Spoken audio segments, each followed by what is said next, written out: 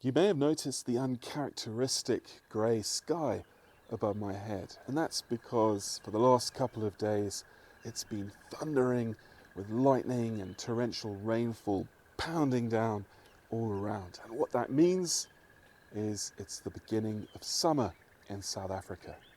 And incidentally, it's a little bit of an anniversary because 2 years ago at this time of year, October, Suicide Month, I was in the Kalahari on my last trip.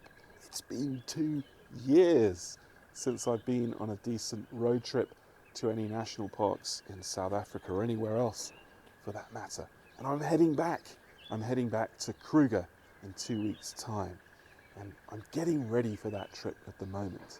So I pulled Basil out, I popped him into the yard there, and I'm going around trying to figure out what's missing from my camping setup from 2 years ago. I see my spork has migrated into the kitchen cutlery drawer. The gas cylinder's also in the kitchen because we have so many power cuts in South Africa. Sometimes you just need to rely on gas. And there's lots of stuff. The scissors, the tools, they're spread out everywhere over the house instead of where they're meant to be in the back of Basil. I put the rooftop tent on and it hasn't been out in a long time, as I've said, and I'm looking forward to using it. The only difficulty with a rooftop tent is that you have to keep taking it down and putting it up because you're driving in the car every day when you're out in these national parks. The other problem with it is people don't know that you're actually occupying the campsite that you're in, and they come and go all the time, and chances are you can come back from a day out and find your campsite is occupied with a caravan and a family with children. So you tend to have to just put out some tables, a chair, just some evidence that you're actually occupying that spot, and then hopefully they're there when you get back. That's the only issue. You have to cart around a bit of crap with it. But whenever you're just stopping for the night, the rooftop tent is a wonderful way to go because you can pop it up in 5 minutes, take it down in a little bit longer without too much hassle. The issues come in summer though, especially in flat, remote places like Lua Plains in Zambia. I spent the best part of 2 weeks up there a few years back, lying on top of Basil in thunderous lightning storms with lightning crashing down everywhere, absolutely terrified, spread-eagled on the surface of my roof, the highest thing for miles around, with lightning striking everywhere nearby. So in those situations I tend to prefer a ground tent, but in Kruger in October I think the rooftop tent for my purposes is the way to go because I'm going to be moving around a fair bit. I love being outdoors and in the wild and in remote places, but that doesn't actually mean that I like the pantomime of camping, the setting up, the taking down, the inability to wash and keep clean, the dirt that gets ingrained in one's hands and one's clothes when one wrestles on the ground with a dirty, dusty tent and puts it back into a bag and one heads off again to a new location.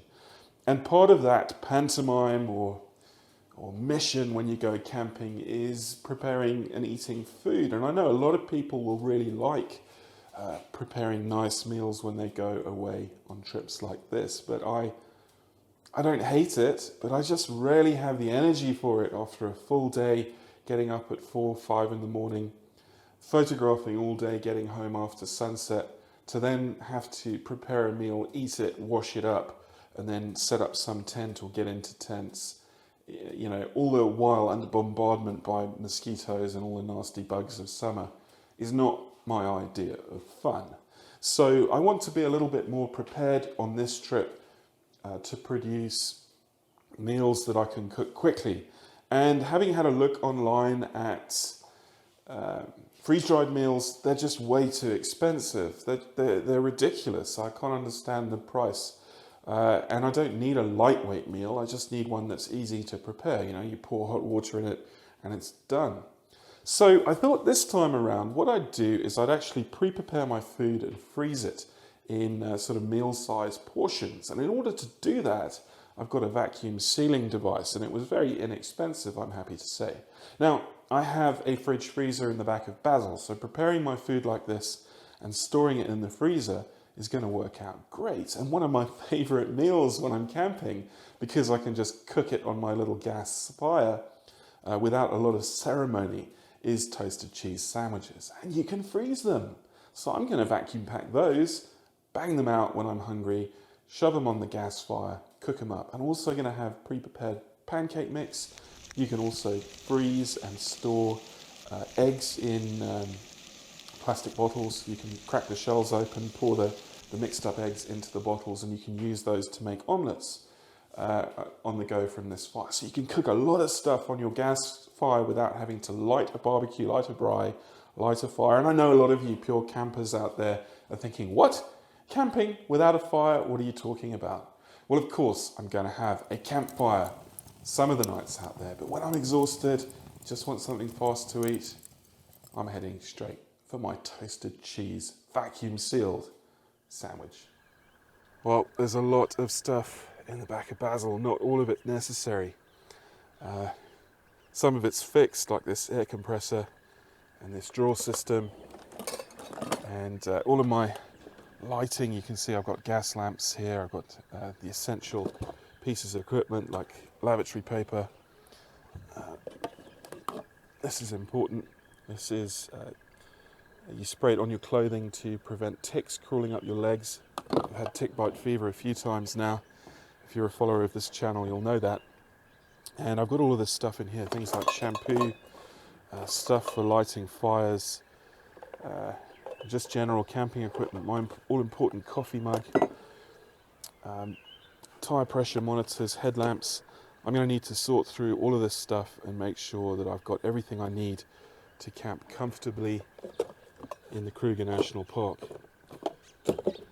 Electricity is quite crucial as well. I can actually generate my own in Basil through the twin inverters that he's got fitted, but some of the campsites are powered with caravan plugs, so you need to take a caravan plug with you to use the power in those campsites.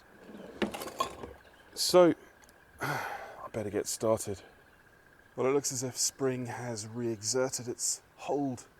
There's a lovely cool wind from the south. Beautiful, beautiful blue sky. And I've finished tidying up Basil. He's got everything ready. The back is packed, the fridge is in place, the new battery, the new second battery is in place underneath this box behind the built-in drawer. That's been tidied up, all the equipment is in place and ready to rock and roll. And I've reconfigured the internals just a little bit.